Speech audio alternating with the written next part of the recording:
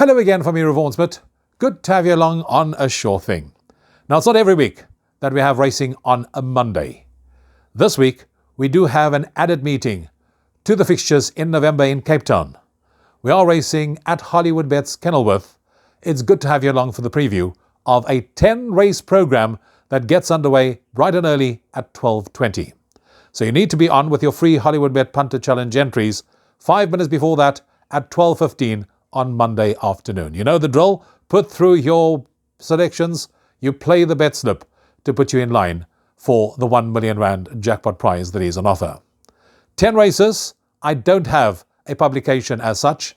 I've made lots of notes about the horses that I like, so I'll be sharing my thoughts, sentiments and reasoning with you about who I like in each of the 10 races on the card, and there's no anti-post betting available either. That'll only come out late on Saturday afternoon, and that's when you'll be able to check exactly who is fancied and who could be an each-way prospect from the horses that I have given. So let's get straight into the action. I think there's money to be made. A few horses that I really like on the day, so let's work our way through the card and look at the notes that I've made. In race 1, maiden plate over 1200, 10 runners will face the starter, and yeah, I like number 8 Prairie Dawn. This horse ran a cracker on debut when beaten under 2 lengths by the winner. I went and had a look at this race again. He was slow into stride. He finished off nicely, but was held up at a crucial stage at the 100-metre mark, and but for that, could have finished a whole lot closer. I do think he would have come on with the benefit of that run under the belt. Gavin Lorena now steps into the irons, and with natural improvement expected, he should be the one to beat. So I'm going 8 Prairie Dawn to beat number 2 Loving Prague, 7 Splash and Burn, and 1 Rock Around the Clock. Race 2, first leg of the bipot, an open maiden fillies and mares. 9 runners will face the starter at the 1200. You need to be on by 12:50. I'm going with number 5 Got the Look. She finished second in her last 2 starts over 12:50. In her most recent outing, she was certainly doing her best work in the closing stages, finishing hand over fist in the run to the wire. That form line has held up nicely. The horse that finished behind her in 4th was a horse called Boozy Susie, who has subsequently come out in 1. Good to see Alda de Meyer back on board. She's now having a peak run, so she should be cherry ripe to go 1 better. I'm going 5 Got the Look, banker first leg of the place accumulator, ahead of number 3 Ravish Trend, 8 Penny's Choice, and 1 Gimme the Power. On to race number 3, maiden plate fillies and mares. 13 runners will line up at the 1400 for the opening leg of the place accumulator that jumps at 13:20. Yeah, I'm going with a horse with a very interesting name. Number 4, Katakwat Quadrat. Hope I've pronounced it correctly. Now remember this horse running on very nicely on debut when runner-up over 12:50 at Hollywoodbets Durbanville. She was slow into stride, but she was certainly finishing off very nicely in the run to the wire.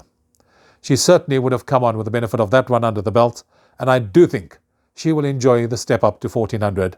Any amount of improvement can still be expected, and I do think she can go 1 better. So I'm going for Katakwat Quadrat to beat number 13 Miss Sakura, 5 Kibu, and 9 Peaches and Cream. Moving on to race number 4. It's an open maiden. First leg of the pick 6 over 1400 metres. 15 runners will jump at 13:55. I like the look of number 4 Clark Griswold. This horse showed good improvement when 3rd over 12:50 at Hollywoodbets Durbanville. Was running on well in the closing stages that day. The form line of that race was franked by the horse that finished 5th called Beware, who has subsequently come out and won. He will enjoy the step up to 1400. More improvement can be expected, and I do think could find himself in the winner's enclosure. So I'm going for Clark Griswold to beat 5 Silver of Sunshine, 7 District Master, and 1 Summer Stern. Race number 5 on the programme is a C Stakes. 9 runners to line up at the 1400 for leg 1 of Jackpot 1 that jumps at 14:30. I like number 3 Star in Motion. Now if you look at his form, you'll see he took on much stronger last time out over 1200 at Hollywoodbets Durbanville. The form line of that race was also franked by the horse that finished ahead of him in 5th, called Power and Glory, who has subsequently franked the form line. He has been gelded since that run, and I do think that could possibly have done the trick. He also should enjoy the step-up in trip, and from a good draw through of 3, I do think he can make himself and his presence felt in a race of this nature. So I'm going 3 Star in Motion ahead of 7 Primal Instinct, 5 Give That Man a Bells, and 9 In a Timely Manner. Race 6 on the programme is a Fillies and Mares Class 4. Benchmark 82 over 1600. 9 runners will face the starter, and this I think is the best bet on the card, number 5 Reet Petite. This horse is 2 from 2. She won a debut and then followed it up with an equally impressive win over 1500 at Hollywoodbets Durbanville. She certainly showed a good turn of foot that day. I remember it well when she drew clear in the closing stages. 2 horses from that form have come out and won, the 3rd horse Golden Angel and the 4th horse Beach Viz. They have both subsequently franked the form line. She's a filly that's on the up. Further improvement can be expected, and I think she can remain unbeaten. So I'm going 5 Reet Petite, ahead of 8 Viva La Vida, 6 Educator, and 2 Supreme Fate. That takes us on to race number 7, a B Stakes, over 1600. 9 runners will line up in leg 1 of Jackpot 2 that jumps at 1540. I like number 5 Industrial Strength in race 7. This horse finished 2nd in his last 3 starts. Now he renews rivalry with Ment et Menu. You'll see in his penultimate start, he finished 0.75 lengths behind Ment et Menu. He's now 4 kilos better off at the weights, and that should be enough to turn the tables. But more importantly, he's fitted with blinkers, and I think that can make the difference. So I'm siding with 5 Industrial Strength to beat number 6 Ment et Menu, 9 Katsu, 7 Pinot Grigio. In race 8, there are a few hard-knocking individuals that renew rivalry in this D Stakes over 1600 metres.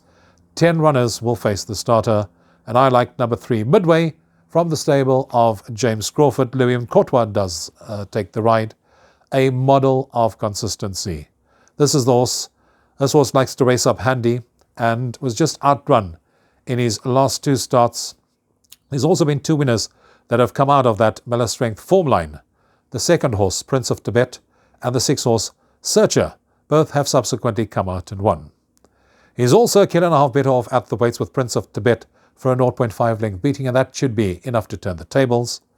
He's very, very consistent, and I do think if he kicks away at the right time, he'll be hard to peg back. So I'm going 3 Medway to beat 2 Prince of Tibet, 1 Sesame, and 6 Red Coral. Race number 9, we have a scratching here. Number 2 Royal Lithium takes no part. So we have 7 runners for this Class 5 Fillies and Mares benchmark 70 over 1200 metres. I'm going with number 5 Match That. Now she lost 1 length leaving the start, and I think by losing that one length, it cost her from finishing a lot closer because she finished that race off very, very nicely. The horse that finished 2nd that day was a horse called Miss William. She's subsequently come out and won since then. She takes a drop in class here. I'm not concerned at all about the 62 kilograms, and I do think she should be involved in the finish. I'm going 5 Match That to beat 7 Midnight Lady, 4 Demoria, and 1 Splash of Colour. If all goes according to plan, the 10th and final jumps at 17:30, a C Stakes over 1200 where 15 runners will face the starter, not an easy end to the day. I'm siding with number 4 Kelp Forest in the last race. Now he found one just too good on the day last time out. That was over 1250.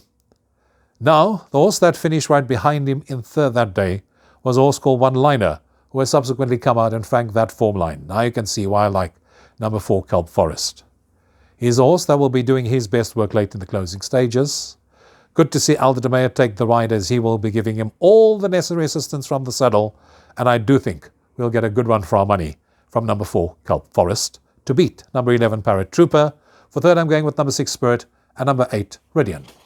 That takes care of our preview of racing at Hollywoodbets Durbanville. Now it's Kenilworth on Monday. Racing at Kenilworth on Monday afternoon. Trust you'll enjoy the afternoon. Find the winners. Till next time, from me, Rouvaun. Cheers for now.